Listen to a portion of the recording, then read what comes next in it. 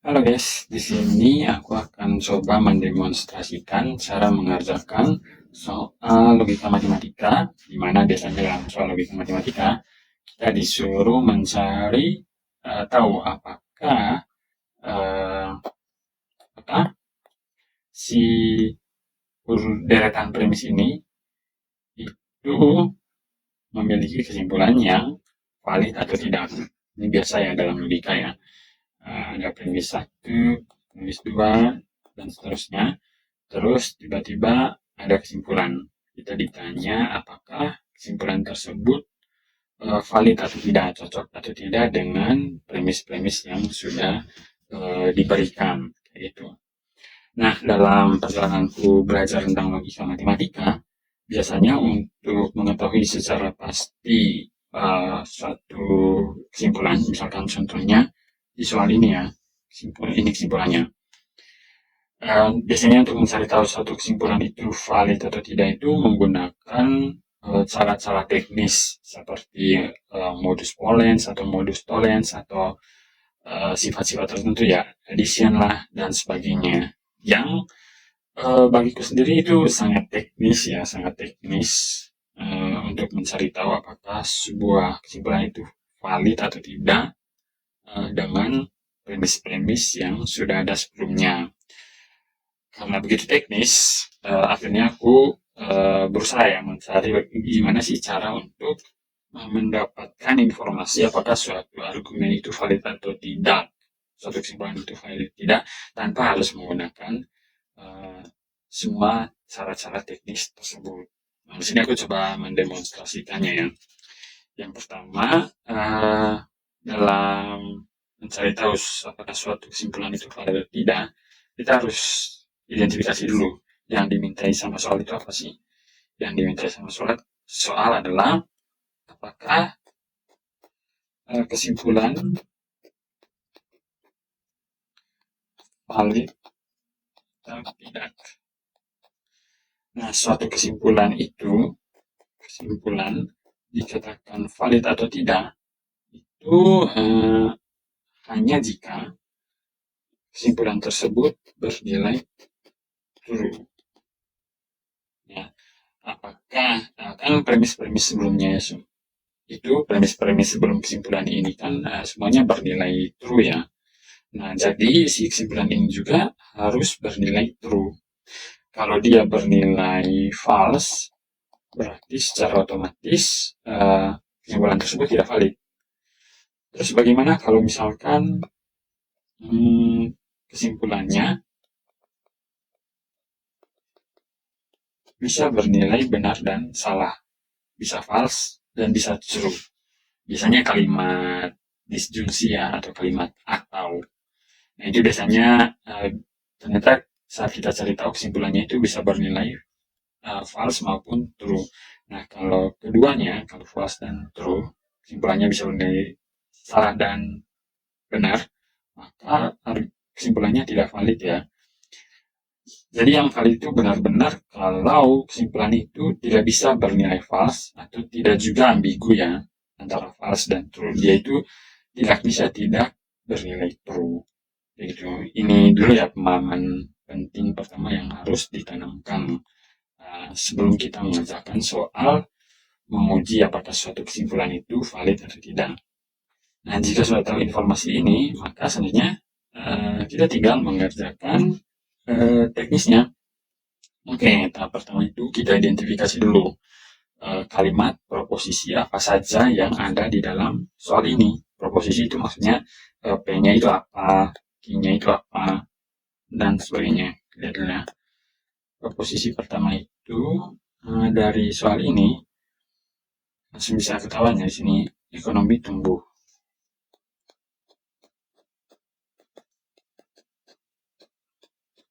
Oke, terus proposisi yang kedua pengangguran turun.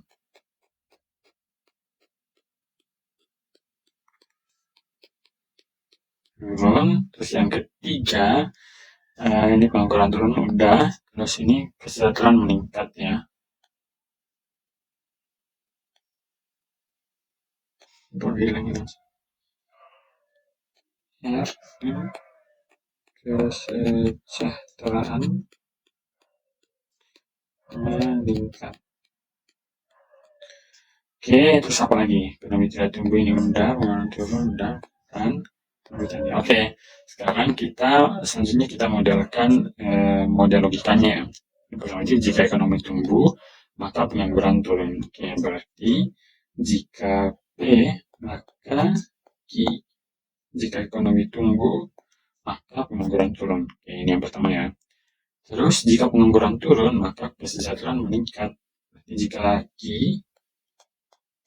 maka R. Oke. Terus ekonomi tidak tumbuh atau pengangguran turun. Berarti ekonomi tidak tumbuh itu negasi P ya. Atau pengangguran turun. Oke, terus lagi kesimpulannya ini ya, maka kesejahteraan meningkat. Kesejahteraan itu R atau ekonomi tidak tumbuh. Ekonomi negasi P. Kayak gini ya model-modelnya. Ini kesimpulannya ini yang ditanyakan apakah kesimpulan ini itu valid atau tidak. Kalau ini semua bernilai true ya karena ini premisnya. Sekarang kita harus menguji kekonsistenannya ya. Apakah R atau negasi P itu bernilai true juga.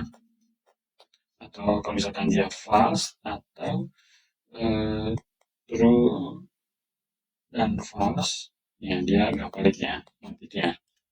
Itu. Oke, sekarang untuk cara mengidentifikasinya adalah kita kan mau mengetahui ini ya. Nah, sebenarnya ini cukup mudah sih.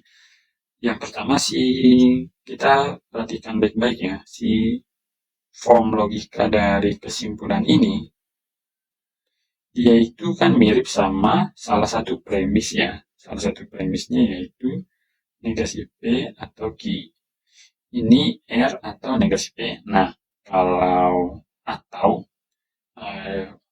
misalkan konektif atau ya kan bebas sebenarnya ya mau posisinya depan belakang atau belakang depan itu sama aja hasilnya. Maksudnya apa? Misalkan ada A, B, true, false, false, true. Ini A atau B. Kalau dia atau mau ini true, false atau false, true kan sama-sama aja ya nilainya ya. True, gitu. Kecuali kalau dia keduanya false, barulah dia false. Tapi kalau true false atau false true ya sama aja ya nilainya true. Maka dari itu ini yang di sini bisa kita balik posisinya. Kenapa kita balik? Biar posisinya mirip sama premis ini ya, karena kita kan mengacu pada premis-premis yang udah ketahuan benar. Jadi ya gimana cara tahu kesimpulan itu benar? Pertama kita harus modelkan dia semirip mungkin dengan premis yang udah ada dulu. Kalau misalkan dia nanti bisa dimodelkan menjadi sama kayak premis-premis yang udah ketahuan benar, ya berarti secara otomatis itu nilainya true ya. Kalau misalkan tidak bisa dimodelkan menjadi premis-premis yang ada, ya otomatis dia false gitu. Oke, kita coba tulis ya. Berarti si R atau negasi P ini bisa ditulis jadi negasi P atau R. Kan sudah makin mirip ya dengan negasi P atau Q. Nah, sekarang kita lihat lagi. Ini kan tadi premis ya. Terus ini adalah kesimpulan. Nah, kesimpulan ini bisa gak ditulis dalam bentuk premis ini? Ternyata bisa ya, kalau misalkan kita mengacu ke premis yang lain lagi, premis yang ini. Gitu. Premis yang jika Q maka R. Jika Q maka R ini, kan berarti kalau Q true, maka R juga true. Berarti kalau ternyata premisnya mengatakan bahwa Q itu true, ya berarti bisa ditulis menjadi R true. Nah, berarti kalau mengikuti logika ini, berarti si kesimpulan ini tadi. Nah, dia kan ada R tuh. Ada R ya. sementara premisnya itu key.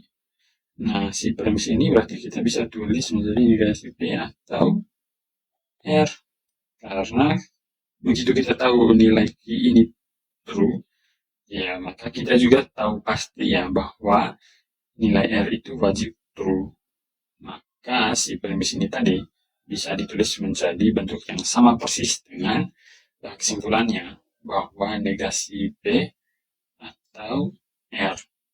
Berarti kesimpulan ini karena dia bisa dibungkus menjadi salah satu dari premis yang ini ya, yang mana udah pasti nilai kebenarannya, udah pasti nilai kebenarannya itu true, ya berarti secara otomatis si kesimpulan ini juga bernilai true.